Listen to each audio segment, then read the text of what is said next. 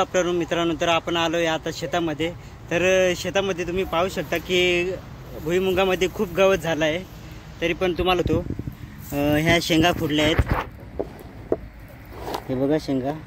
आणि या भुईमुगामध्ये खूप गवत झालं आहे. तर मी तुम्हाला आता उपटून दाखवतो भुईमुग. तर चला मग आता बघूया.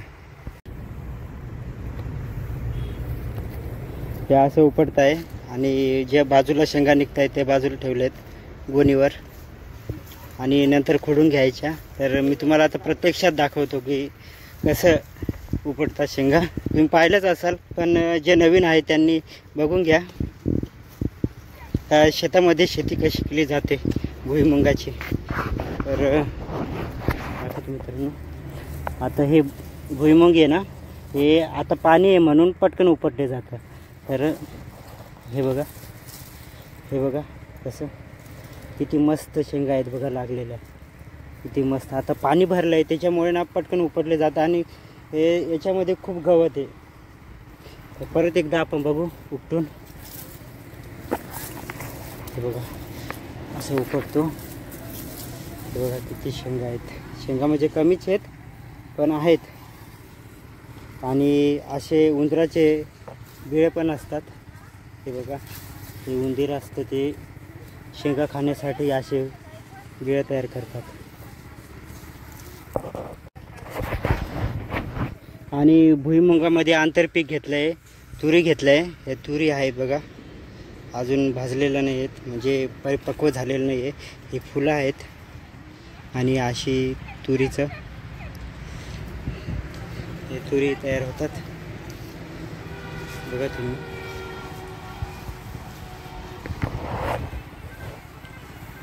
चला मग आता कामाला लागू, व्हिडिओ नंतर काढू.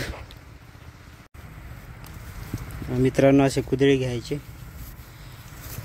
आता असे खोदून काढायचे, एक शेंगा खोदून काढतात. कारण की काही शेंगा मध्ये पण असतात ना, त्याच्यामुळं. हे बघा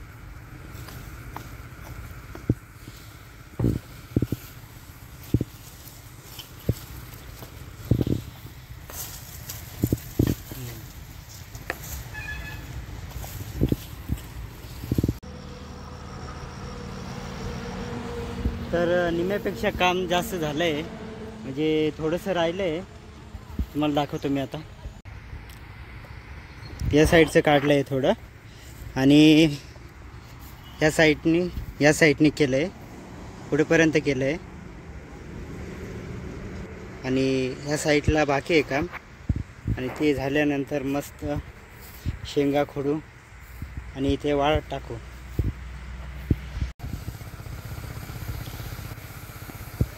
आणि शेजारीच लसूण लावलेत, लसणाचे वाफे तयार केलेत.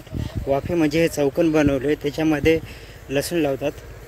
तुम्हाला दाखवतो मी प्रत्यक्षात.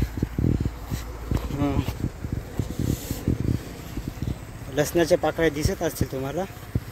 अशी या साईडने लसूण लावले आहेत.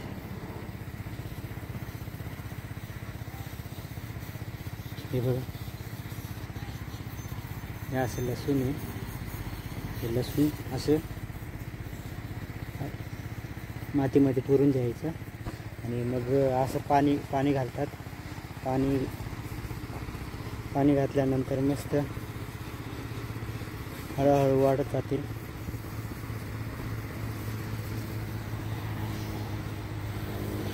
किती वाफे तयार केले.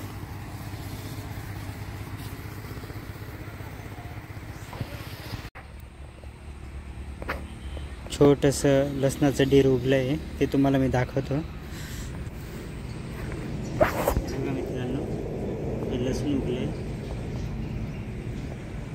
आणि या साईडला आता लावलं आहे.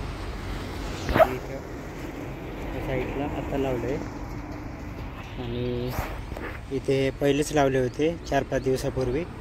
तर उगालेत ते. हे बघा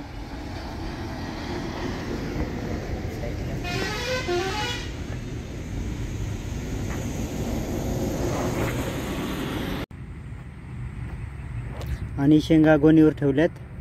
आणि ते कसे लागतात ते आता बघू आपण. हात थोडे खराब आहेत पण काही नाही होत मित्रांनो, शेतकरी आहे आणि माती तोंडात गेली तर काही नाही, एवढा विचार नाही करायचा. हे बघा, आता खाऊ मस्त. हा शेंगदाणा आहे, मस्त, अगदी मस्त आहे हो. आणि ओल्या शेंगा खायची मजाच वेगळी असते. भाजून खाल्लं त्या एकदम भारी मस्त.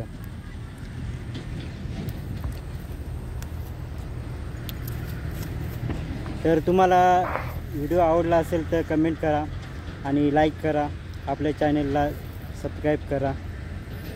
असेच नवीन व्हिडिओ तुमच्यापर्यंत आणत जाईल.